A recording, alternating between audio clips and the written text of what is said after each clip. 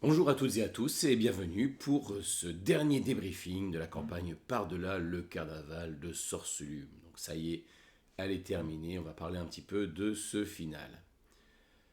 Alors comment terminer une campagne? C'est une question qu'on se pose régulièrement, d'autant plus que là, contrairement à beaucoup d'autres campagnes pour Donjons et Dragons, il n'est pas question de proposer un combat pour terminer cette histoire qui s'en est souvent passée. Donc, comment terminer de façon intéressante cette campagne? Alors, le scénario propose quand même des pistes de confrontation, hein. Il y a l'histoire du Jabberwock qui peut être évité en étant assez astucieux. Il y a la Ligue de la haine qui peut servir un peu d'adversaire sur la fin. Là, il se trouve qu'on ne les a pas mis en jeu. On peut faire ressortir aussi les guenaudes restantes, hein. On pourrait tout à fait les amener sur place. Elles viennent empêcher les PJ d'accomplir le réveil de Zibilna. Et puis, dans ma campagne, il y avait aussi les trois sœurs Circus, les trois autres gododes, qui pouvaient éventuellement servir de personnes à confronter sur ce final. Donc là, c'est pas l'axe que j'ai choisi. J'ai préféré que ce final se fasse autour, avant tout, du réveil, de la question du réveil de Zibilna. Hein. Je pense que les personnages ont eu suffisamment d'indices auparavant pour se poser des questions sur sa véritable nature. L'exploration du palais permet de révéler certaines choses qui viennent conforter un petit peu les personnages dans cette idée-là. Et donc se pose la question peut-être de la réveiller et puis surtout quelle attitude on peut avoir vis-à-vis d'elle et comment ça se passe par la suite. Voilà, c'est ça plus qui m'intéressait dans cette partie-là de l'histoire, plus que vraiment un gros climax et puis une grosse confrontation sur la fin. D'autant plus que donc là je parle de final. Le final il doit concerner donc l'arc principal de la campagne qui là était devenu le réveil de Zibilna, hein, sachant qu'à la base on était parti sur retrouver les choses perdues, hein. Donc ça a été fait au fur et à mesure des aventures. Et puis donc il y a cette quête qui apparaît petit à petit lors de leur exploration, où il s'agit donc de redonner au royaume sa puissance d'antan en réveillant Zibilna. Donc ça c'est l'arc principal et c'est ce qui se résout dans ce dernier épisode. L'autre point à considérer, ce sont les arcs personnels, les arcs des trois personnages qui ont été amenés lors des premières sessions et qui ont été développés au fur et à mesure de la campagne. Donc là, c'est aussi ça, c'est comment terminer l'histoire de chaque personnage au-delà de terminer l'histoire du groupe, l'histoire principale proposée par la campagne. Alors, si on reprend un petit peu les choses en faisant un petit pas de recul, on voit que la structure de la campagne, ça ressemble beaucoup à un voyage du héros, hein. C'est-à-dire que voilà, il y a clairement des seuils qui sont. Il y a un premier seuil qui est franchi quand on passe par-delà le premier miroir. Il y a une exploration, on rencontre des alliés, des ennemis, on gagne petit à petit de la puissance. Et puis il y a ce moment aussi où les PJ ont dû aller un petit peu dans ce sombre royaume, hein. Souvent c'est une figure un peu, une étape de l'état du voyage du héros, d'aller et pour revenir avec la corne de licorne qui va permettre de ramener Zibilna à sa conscience, qui va permettre de la sortir de là. Donc quand je parle du voyage du héros, hein, c'est une structure narrative qui est utilisée dans beaucoup de médias, hein, avec différentes étapes qui sont bien marquées. Et donc là, je trouve qu'on retrouve un peu cette construction-là dans cette campagne.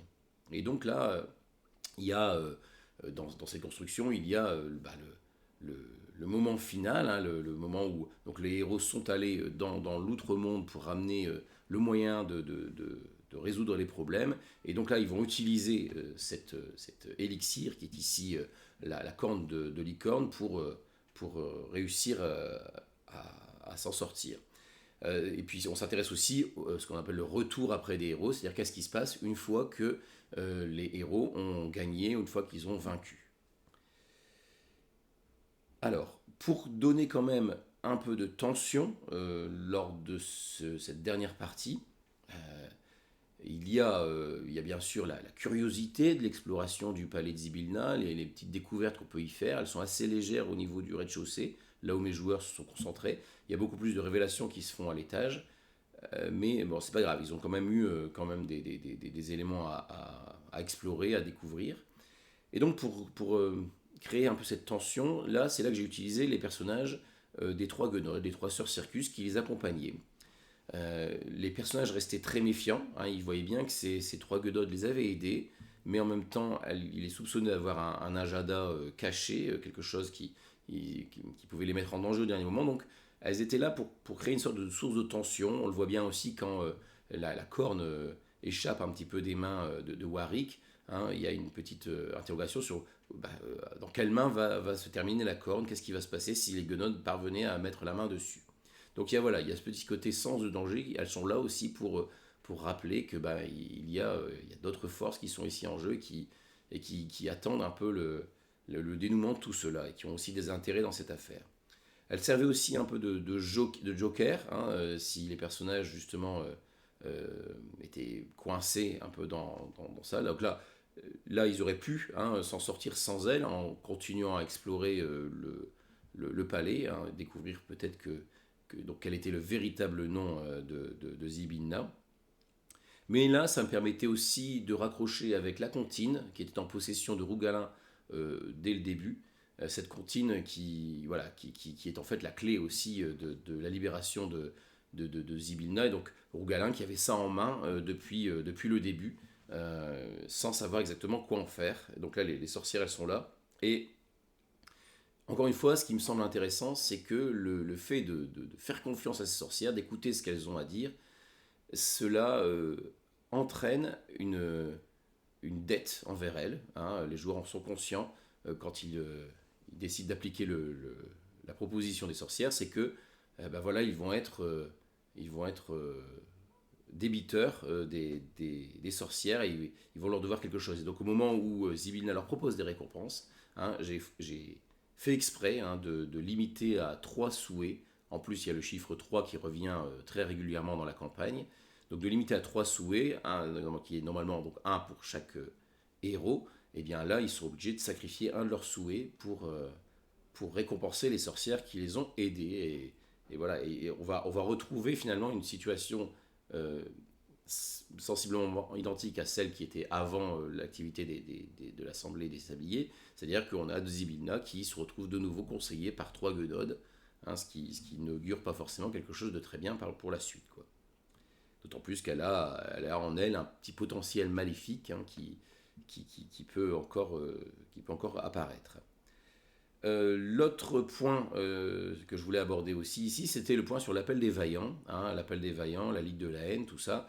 Voilà, donc là, je les ai mis un petit peu en retrait, hein, ils étaient présents. Là, le personnage de Mercion était l'occasion aussi de montrer leur intransigeance, hein, vis-à-vis des Guenodes et puis de réactiver cette méfiance envers ces trois Guenodes qui les suivaient. Le personnage de Ring le Rune, voilà, j'ai pas voulu m'apesantir non plus là-dessus. J'ai voulu surtout les utiliser encore comme une façon de raccrocher avec l'histoire d'Isolde qui me semble bien plus intéressante ici, hein. Donc là, ils ont juste joué un petit peu un rôle ils étaient présents, ils étaient une menace aussi pour les Guenodes qui accompagnaient les personnages. Donc voilà, ça permettait aux personnages d'avoir quelques petits conseils, quelques avis avec ces personnages-là. Alors, ce qui est intéressant, hein, comme je le souligne dans le débriefing, c'est que le chef, hein, de l'appel des vaillants, Cœur Vaillant, a disparu puisqu'il a sombré dans la fosse de foot, puisqu'il était en suspension. Il était figé en suspension et donc là il est tombé alors que le sort a été utilisé. Donc voilà un petit peu pour ça. Donc voilà, l'appel des vaillants, c'est pas quelque chose qui me semblait très très important à développer. Je voulais pas en faire non plus. Il faut pas qu'il remplace les véritables héros de l'histoire, hein, qui sont avant tout les personnages. On en revient donc sur ces personnages, hein, les trois personnages, c'est-à-dire comment conclure leur histoire. Alors oui, je voulais juste évoquer une autre chose, c'était le fait aussi que les sorcières, quand elles ont proposé la comptine pour résoudre le problème, les personnages ont ça entre les mains, et c'est une façon aussi pour moi de remettre le rythme de la fin de la partie dans les mains des joueurs. C'est-à-dire que ils peuvent très bien décider d'utiliser ce moyen, le tester, de le tenter, pour accélérer la fin de la partie et le dénouement de l'histoire, ou alors prendre le temps, et je pense qu'il aurait fallu peut-être une séance supplémentaire pour vraiment avoir le temps de le faire, de finir d'explorer le palais pour découvrir par eux-mêmes quel est le véritable nom de Zybilna. En tout cas, voilà, en leur remettant lorsque les Guenodes ont expliqué la façon de faire, c'était une façon pour moi de dire aux joueurs, bah voilà, vous avez éventuellement la possibilité de finir rapidement, peut-être si vous tentez cette façon-là, mais vous devrez quelque chose aux Guenodes, ou alors vous prenez votre temps, on finit en prenant plus de temps, mais voilà, c'est entre vos mains, quoi. Donc je reviens sur ce que je voulais aborder tout à l'heure, c'est-à-dire les arcs personnels des trois personnages. L'arc de Warwick, il est assez clair, il l'a évoqué dès le début, il y a son histoire avec Compfeuillu, mais il y a eu d'autres éléments qui sont entrés en jeu, il a fait d'autres rencontres petit à petit, et donc c'était intéressant, encore une fois, je pense, par ce biais des souhaits, de remettre entre les mains des joueurs euh, comment ils veulent que l'histoire se termine pour leur personnage. Qu'est-ce que ça signifie pour eux, là, de finir. Donc là, Warwick a choisi donc de terminer l'histoire avec Compfeuillu. Il a choisi de lui rendre l'arbre qu'elle a perdu. Donc voilà, c'était quelque chose qui était très probable, je veux dire, dans son temps tel qu'il l'a joué, mais il aurait pu éventuellement avoir un autre souhait. En tout cas, ça laisse le choix au joueur de comment il termine son histoire, comment le personnage conclut son voyage. Le personnage de Bélas, qui est un personnage qui est en quête de beauté, là, Granger a décidé donc de voir, de voir cette beauté dans la personne de Zybilna, et donc de jouer un petit peu avec ça, et de rebattre un petit peu les cartes par rapport à ce qui avait été décidé entre les deux divinités qui lui demandaient d'établir un jugement entre la beauté de l'une ou de l'autre. Là, nous avons Zybilna, qui n'est pas une elfe, qui n'est pas une humaine, qui est une fée. Donc une troisième possibilité, et qui rebascule, qui rebat un petit peu les cartes par rapport au choix que Bélas avait pu faire. Et donc voilà, ça donne un final qui est assez cohérent par rapport à ce personnage, qui était bâti autour de ça, sur l'émerveillement face à la beauté. Et enfin, le personnage de Rougalin. Donc le personnage de Rougalin, comme je l'avais signalé lors d'un débriefing précédent, pour moi, le cœur de ce personnage, c'est un peu voilà, de passer du rôle d'observateur à devenir une partie intégrante du monde des fées. Donc là, par cette quête, finalement, c'est ce qui lui arrive. Il devient un personnage féerique. Et c'est tout le sens aussi de la sous-classe qu'il a choisie, la classe de vagabond féerique, qui mécaniquement simule ça, c'est-à-dire qui montre comment petit à petit le personnage devient une fée et perd son caractère original. Et donc là, lui n'avait pas eu le droit à son souhait, et donc j'ai proposé cette fin. Là, c'est Zybilna qui a eu l'initiative de cette fin, mais en la présentant donc sous la forme d'une punition, puisque c'était pour le punir de ce qu'il avait fait auparavant. Donc là, j'ai réutilisé des éléments qui avaient été mis en place lors des premières sessions. La boîte de danse, c'est une babiole qui avait été tirée au hasard par Cryoban quand on a conçu le personnage. Il avait décidé qu'il avait volé ça à une fée, donc comme tout le monde là ici tourne autour de la féerie, des contes de fées, etc. C'était très facile de raccrocher ça à la fée des dents, et donc ça me semblait amusant de reconnecter ça, surtout qu'il y a beaucoup d'enfants aussi qui sont croisés lors de ce scénario, de reconnecter ça avec une autre légende qui est le lapin de Pâques. Donc voilà, ça permettait de faire une petite pirouette sur la fin qui termine l'histoire de Rougalin, et qui en fait un être féerique à part entière. Donc voilà un petit peu pour ça, cette conclusion. Moi j'ai pris beaucoup de plaisir à mener cette campagne. Je pense que j'ai l'intention de la remener. Peut-être. Alors globalement, je suis assez satisfait des choix que j'ai pu faire. C'est sûr qu'il y a des petits moments où les joueurs ont pu avoir l'impression un peu de rusher, de se dépêcher. Il y aurait pu avoir plus d'aller-retour, par exemple, pour aller affronter chacune des guenaudes restantes, hein. Une fois qu'on a, en fait, l'ordre d'affrontement des guenaudes est donné, je le rappelle, par